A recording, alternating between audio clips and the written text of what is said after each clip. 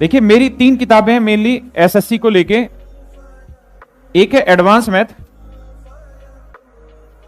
एक है अरिथमेटिक और एक है 73। इनकी कमियां भी और मैं मतलब अच्छी चीजें दोनों बता देता हूं। देखिए एडवांस मैथ में सारी चीजें सिस्टमेटिक दे रखी हैं। जैसे डिविजिबिलिटी रूल है तो सारे के सारे क्वेश्चन डिविजिबिलिटी रूल के ही मिलेंगे। करीबन 150 क्वेश्चन मिल जाएंगे जो डिविजिबिलिटी रूल के मिलेंगे, जो मैंने पढ़ा है लगभग वो सारे। ऐसे ही अगर मैंने आपको यूनिट डिजिट पढ़ाया तो यूनिट डिजिट के लगभग सारे क्वेश्चन आपको इसमें प्रैक्टिस के मिल जाएंगे, लगभग 100 के आसपास। लेकिन इसमें कमी है। कमी ये है कि जब आपको पहले से ये पता है कि मेरे सामने जितने भी सवाल रखे हुए वो सारे यूनिट डिजिट के हैं, तो आप पहले से दिमाग दौड़ा लेते हैं कि जो यूनिट डिजिट में कॉन्सेप्ट पढ़े थे एक बार उसको रिवाइज करो, उसका सारे सवालों की प्रैक्टिस करते चले जाओ। हाँ है ना? मतलब आप एक सोच के बंद गए कि हाँ यार मैंने यूनिट डिजिट के कॉन्सेप्ट पढ़ लेता हूं, सर ने जो जो पढ़ा है उसी से सारे सवाल क्रैक होने हो जाएंगे। मेरी बात समझ पाए? तो इसका फायदा ये होता है कि आपने जो पढ़ा है उसकी प्रैक्टिस अच्छे से हो जाती है और वो चीजें याद बढ़िया से हो जाती हैं। क्योंकि जब आप हर सवाल में वही कॉन्सेप्ट लगा रहे हैं और एक साथ 100 सवालों में यूनिट डिजिट के ही कॉन्सेप्ट लगाएंगे जो पूरे 1.5-2 घंटे में पढ़े हैं, उसी 2 घंटे को पूरे 100 सवालों में लगाओगे तो वो चीज आपकी याद हो जाएगी। लेकिन नुकसान ये है कि आपको पहले से ही जब ये पता होगा कि यूनिट डिजिट के क्वेश्चन है तो आप संतुलित दिमाग लगाएंगे, जो पढ़ा है बस उसको थोपने की कोशिश करेंगे। ठीक है, तो ये कॉन्सेप्ट को मजबूत करने के लिए होती है। मेरी एक बुक है 7300 वाली, जो आप सब जानते हैं। इसमें क्या है कि नंबर सिस्टम का एक चैप्टर बना दिया।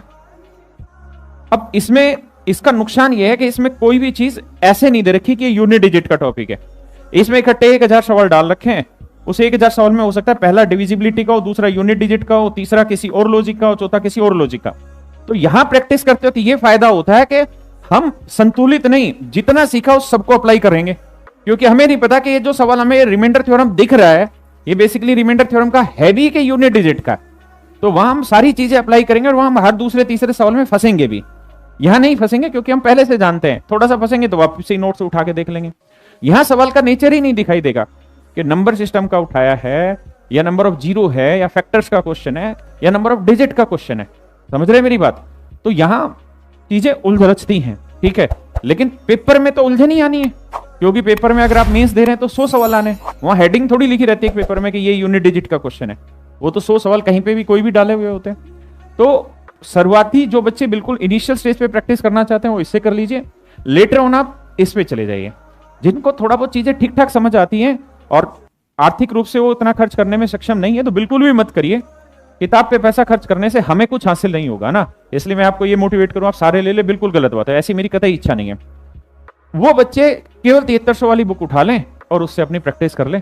पुरानी है तो भी कोई दिक्कत नहीं है, नई है तो भी कोई दिक्कत नहीं, जो भी आपके पास अवेलेबल है उससे आप प्रैक्टिस कर लें। अरिथमेटिक के मैं तब बताऊंगा जब अरिथमेटिक पढ़ाऊंगा। ठीक है, तो इतना पढ़ाऊं अभी।